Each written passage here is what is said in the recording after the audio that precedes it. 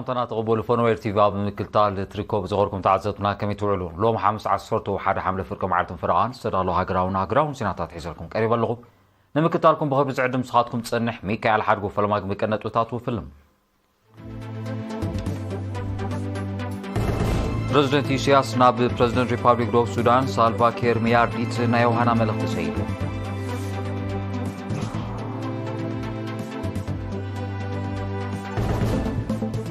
هاجراوي محبر دكانستيو إيرترا تكبروا وطن حمش عمت ممعبال دكانستيو أو زوبا دوبو جمجمو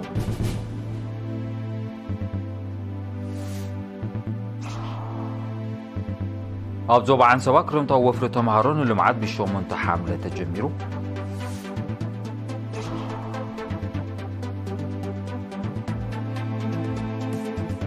أب زيناتات وطعي نيتو نيوكرين 43 بليون دولار زواغو توسخي وتادرا ودقف كقبل وسينو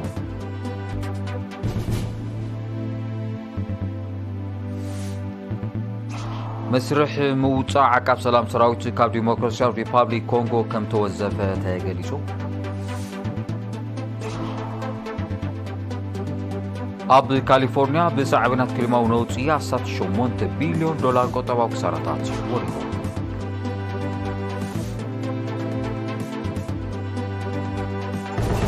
زرزر زيرو بريزيدنت إسياس أفوركي بمغنيات معلتنا تناس ريبابليك دو السودان بريزيدنت دو السودان سالفا كير ميارديت حزب دو السودان نايوهانا ملخت السيدوم بريزيدنت إسياس أب ملغتو أب مونغو حزبتات إيرترا دو السودان زلو طوبغن دلدول زندنا أب زغطل عامتا زيادة كم زمعبل تصنع عمنتو قليسو أب موداتا بريزيدنت إسياس بريزيدنت سالفا كير ميارديت ملوط عنانا سالت أسرعن حزبي ريبابليك دو السودان دما سلامن بلصقنا تمنيو ريبابليك دو السودان بتشعات حملة كلتشن عصرتو حدنيا ناصنتا أويجا نابي كالزينا مسنسقرم هما تكبار استراتيجيكا وطن حمش عامت ممعبا دقانستيو زقمقم ركبات أب زوباتات غاشبار كان عن سوان مكيادو ذكريوم أب زوبا دوبو بنستخيد نتفتات زقمقم ركب دما بتشعات حملة بكتما من دفرات تخيدولو وكليرينا شويت قبر برهان زدالو توتصبصالو إلتهاب تماريا هاجراو محبر دق انستيو إيرترا بتشعت حملة جمجام تجوار وطن حمشت عمت من معبال دق انستيو أب زوادبو أكايدو حلافي جنفر هماد زوادبو وزير سنايت أفوركي أب سمعت قال نقحاتن ودابن دق انستيو نمبراخ تودادرنت أب كل مداياتكم نمبال كمون قطبا وعقمن نمقلبات زمسجن سرح كم تعمى قليتا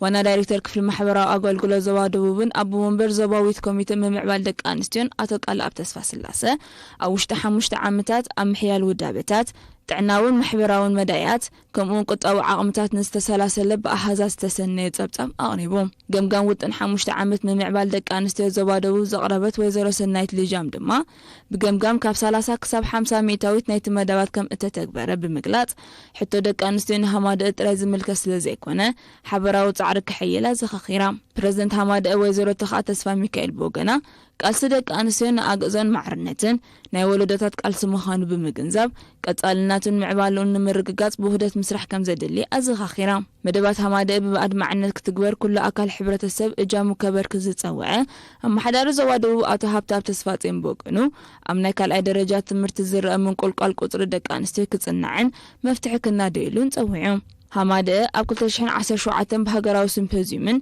زباو علتاتن استبقسه دحساس عوتاتن بدهوتاتن دق انستيو أو 25 عامتات نسترخبه وطيت مسرت بمقبار ني 5 عامتات استراتيجية وطن بمدلاو كسرح مصنحو زفلاتيو طبعا سوا كرنتو وفري تمارون لمعات عامتات تمرت 2023 اب تحت استخلنا يوم اقراب كنتصللينا بزولتيما بشو تحاولاو كبتا مع كرم بوقع تجميرو أبت سنسرعات حلفي جنفر تمرتي ممركف لاي عند ميكائيل علامات نايتوفر دحر مقلاط مس منسترتات حريشان مريتن مايا كبابن كمون بعلمزي أقرابن انسا زقرامن بموهاد زكايد كم زغونا رديو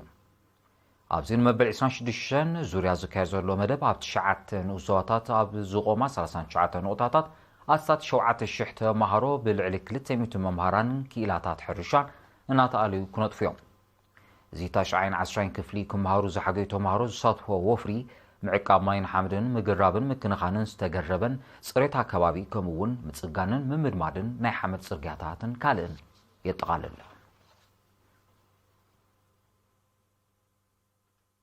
ቤት ጽሕፈት ሚኒስትሪ ዕዮን ማሕበራዊ ድሕነትን ኣብ ንዞባት ሰነይ ንጽጎማ ስድራ ቤታት ዓይነታዊ ደገፍ ገይሩ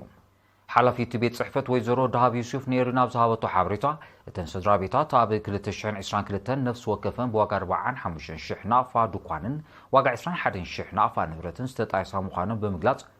ኣብዚ እዋን እዚ ከም መቐጸልቱ ንነፍሲ ወከፈን ዋጋ 5,000 ናቕፋ ሃለኽቲ ንብረት ከም ተዓደለን ገሊጻ እተን ደገፍ ዝተገበረለን ስድራ ቤታት ስድራ ስዋትን ሓርበኛታት ስንኩላን ኩናትን ምዃነን ጠቒሳ ድማ ኣብ መነባብሮን ለውጢ ንምምጻእ ክጽዕራ ተላብያ እቲ ቤት ጽሕፈት ኣቐዲሙ እውን ብምትሕባር እዚ ምክታል ሰሜናዊ ምዕራብ ዶባት ን500 ጽጉማት ስድራ ቤታት ሓገዝ ካሮሳታት ከም ዝዓደለን ተጠቀምቲ ኣብ መነባብሮም ለውጢ ከም ዘምጽኡን ብምግላጽ ንናይ ስራሕ መሻርክቲ ኣመስጊና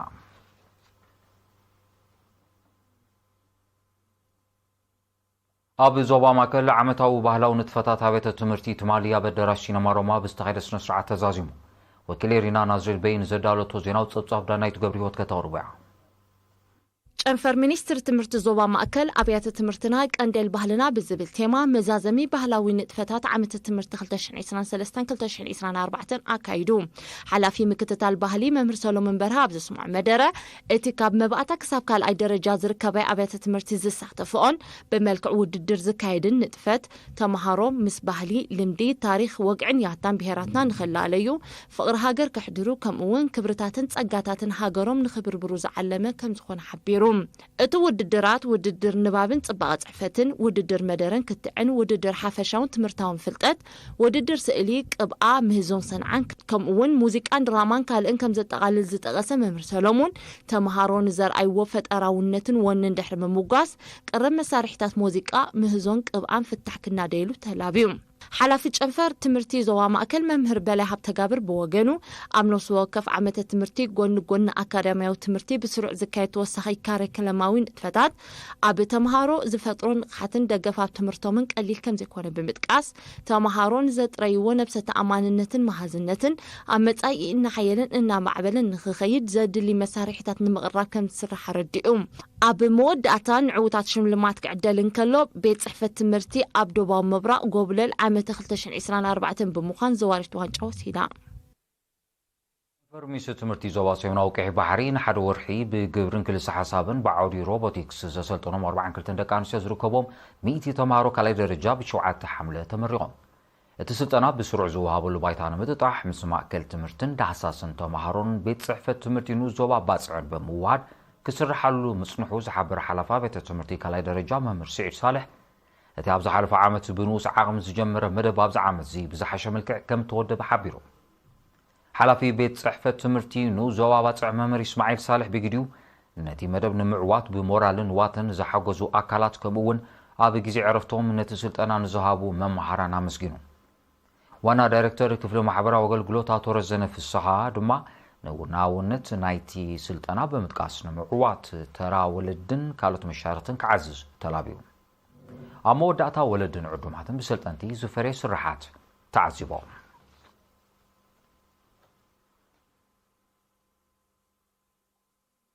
صوركم تعزت بالسعب زيناتات وصاي كون مكتالكم كتقتل دقيمه بغبر عدم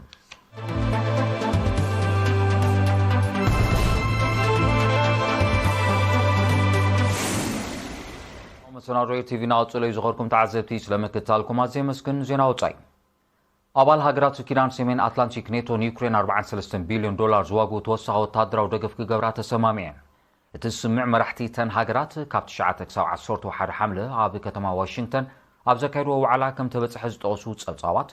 تجبارا ونوتو كابز متصعمت كم زجمرا رجع زي كم زيلن كله أبالات نيتو نيكلساوي أطوار زوادة دلن إف عصوتو شديشة زعينتن زمناوي نفرتو وج ناب يوكرين كرخا كم زجمرا اتمسرح دما كساب موداتنا يزعمزي كم زغصل مرحتنا يتن هاجرات حابيرو مالو نتسوغونت بتر زغونه نت روسيا ملس ግብር ከምትበሉ በመጥቃስ ኒኮላሳው ውግ ከስዕብ ዘለዋ ስጋት ገሊጻላ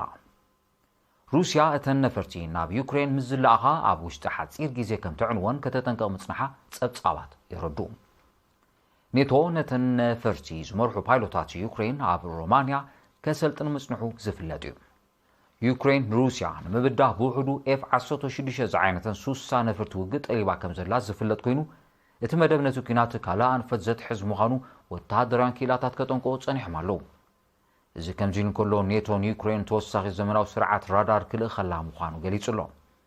ሩስያ ንገለ ካብቲ ኣሜሪካ ቀዲማ ናብ ዩክሬን ዝለኣኸቶ ተመሳሳሊ ኣጽዋር ከም ዝዕንወቶ ኣብ ዝሓለፈ ቀረባ መዓልትታት ምሕባራ ዝፍለጥ እዩ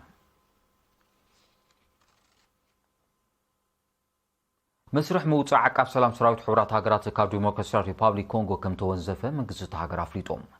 ኣብ ምብራቃዊ ክፋል ሃገሩ ዝፍጸመ ጥቃዓታት ዛይዱ ከም ዘሎ ዝጠቐሰ መንግስቲ ኮንጎ መስርሕ ምስሓብ ናይቲ ግዳማዊ ሰራዊት ንዘይተወሰነ ግዜ ክቋረጽ ምዃኑ ኣረዲዩ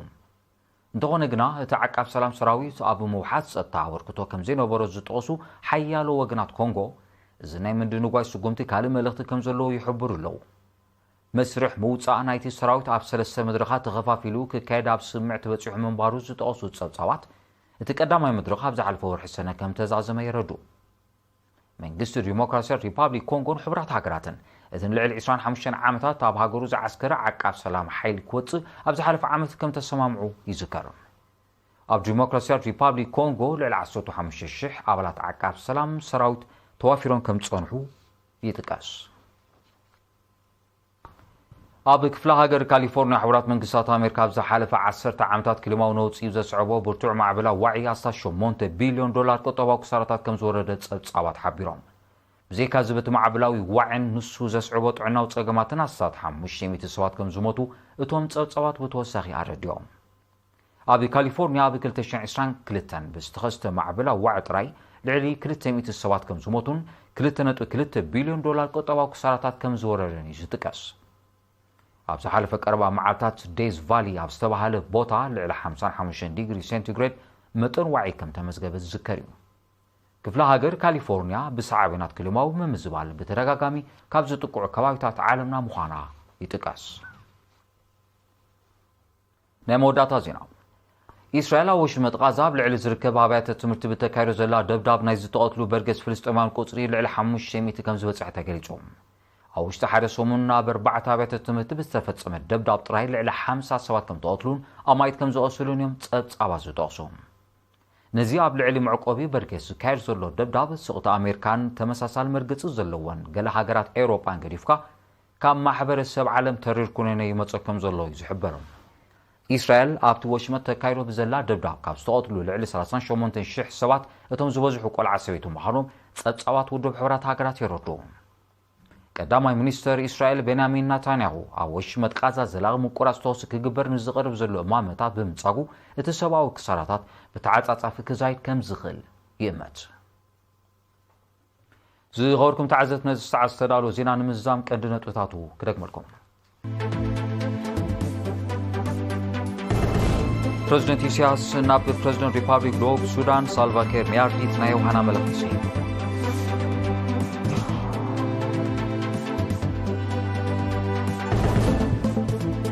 ሃገራዊ ማሕበር ደቂ ኣንስትዮ ኤርትራ ትግባር ውጥን 5 ዓመት ምምዕባል ደቂ ኣንስትዮ ኣብ ዞባ ደቡብ ገምጊሙ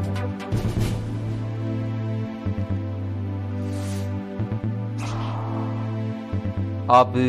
ዞባ ዓንሰባ ክረምታዊ ወፍሪ ተምሃሮን ልምዓት ብ8 ሓምለ ተጀሚሩ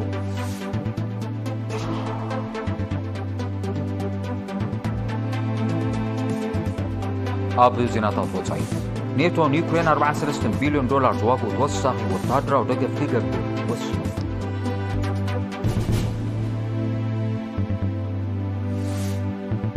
መስርሕ ምውፃእ ዓቃብ ሰላም ሰራዊት ካብ ዲሞክራሲያዊ ሪፓብሊክ ኮንጎ ከም ተወንዘፈ ተገሊጹ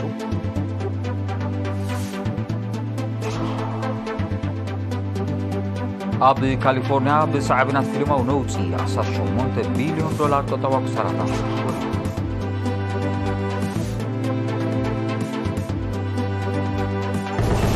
ተወርኩም ተዓዘብቲ ነዚ ሰዓት ዝተዳለወ ዜናዊ መሰናዶ ኣብዚ ይፍጸም ስለምክትታልኩም ኣዝየ መስግን መሳርሕተይ ኣሚር ዓሊ ንዕለታዊ ዜና ስፖርት ሒዙ ክምለሰኩም ብወገነ ግን ሰላም